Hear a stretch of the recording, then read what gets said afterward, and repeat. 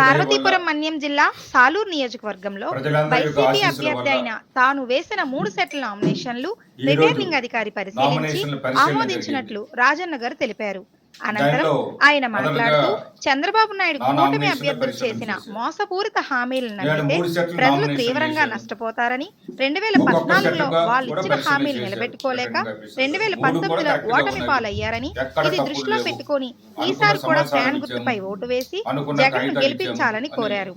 ఇదే విధంగా మొన్న 19వ తారీఖున సాలూరు టీడీపీ అభ్యర్థి సంధ్యారాణి గారు రాజన్న దొరపై చేసిన వ్యాఖ్యలను తీవ్రంగా ఖండిస్తూ అనుచిత వ్యాఖ్యలు చేయడం సరికాదని, నేను అభివృద్ధి చేశానో లేదో నియోజకవర్గంలో ప్రజలకు తెలుసునని, తాను చేసిన అభివృద్ధి నియోజకవర్గంలో చేసిన సంక్షేమ అభివృద్ధి పనులు ప్రజలందరికీ తెలుసని, కావాలంటే మీకు వివరిస్తానని ఆయన చెప్పారు.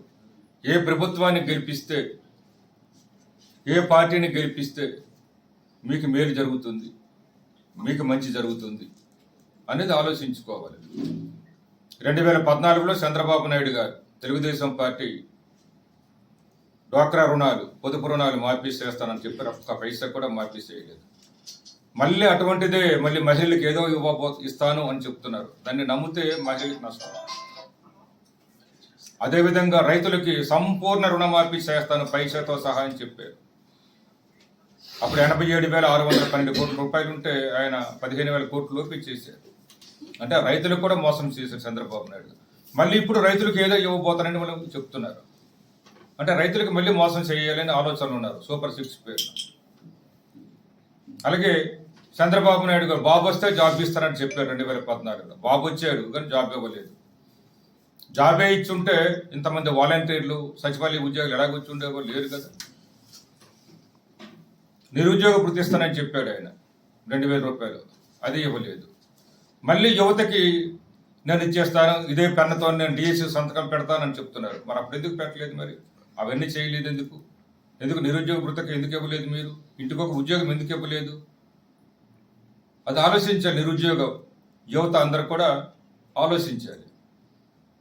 అలాగే మహిళలు ఉన్నారు. ఆడబిడ్డ పుట్టిన వెంటనే 25,000 రూపాయలు మహాలక్ష్మి పథకం కింద డిపాజిట్ చేస్తానని చెప్పాడు ఆయన. ఎక్కడే డిపాజిట్ చేయలేదు, ఒక్కరికి కూడా చేయలేదు. అది ప్రతి తల్లి చెల్లి అక్క ఆలోచించాలి. అది మళ్ళీ అటువంటి పథకం పెడతానంటున్నాడు ఆయన. అది పేదలందరికీ కూడా పక్కా ఇల్లు 3 సెంట్లలో, నేను చెప్పింది 3 సెంట్లకు కట్టేసి ఇస్తాను ఉచితంగా అన్నారు ఆయన. ఎవరికి కట్టేసి ఇచ్చారు? ఎన్ని కట్టేసి ఇచ్చారు? ఇప్పుడు జగన్ ఎన్ని ఇల్లు ఇచ్చారు? చిడుకో ఇల్లు ఎన్ని ఇచ్చాము? చంద్రబాబు నాయుడు పరిపాలన అయితే 7 లక్షలు కట్టుకోవాల్సి వచ్చేది. 20 సంవత్సరాలు కట్టే అప్పు పడి ఉండేవాళ్ళు. ఒక్క రూపాయికి ఇప్పుడు చిడుకో ఇల్లు ఇచ్చారు. ఇవన్నీ ఆలోచించాలి ప్రజలు.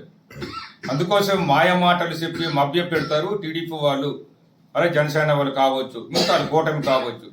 ఇచ్చిన మాట కట్టుబడే వ్యక్తి జగన్మోహన్ రెడ్డి గారు. అందువల్ల ప్యాన గుర్తు పెట్టుకోవాల్సిన అవసరం ప్రజలకు ఉన్నదని నేను మనవి చేస్తున్నాను. జాగ్రత్త మాట్లాడారు. మన సంజయ్ రాయన్ గారు మాట్లాడారు. మీకు చెప్పింది 19వ తేదీన మాట్లాడేటప్పుడు రాజేంద్రకి మతి భ్రమించింది, జగన్తో పోలు చెప్తాను. నేను ఎప్పుడైతే మాట్లాడటం లేదు. నేను పొరపాటు ఎప్పుడైనా మాట్లాడితే క్షమాపణ కూడా చెప్పేస్తుంటాను. అది ఎన్నికల టైము అసలు మాట్లాడకూడదు. అసలు ఎన్నికల కమిషన్ కూడా ఇక్కడ రిటర్నింగ్ ఆఫీసర్ కావచ్చు, జిల్లా కలెక్టర్ కావచ్చు, ఎన్నికల కమిషన్ నియమ నిబంధనల ప్రకారం తీసుకోవాలి. నేను పార్టీ అనేటప్పుడు వేరుగా మాట్లాడతాను, కార్యకర్తలు నాయకులు అనేవారు వ్యక్తిగత పేరు పెట్టేటప్పుడు వేరుగా మాట్లాడతాను. రెండు తేడా ఉంటుంది.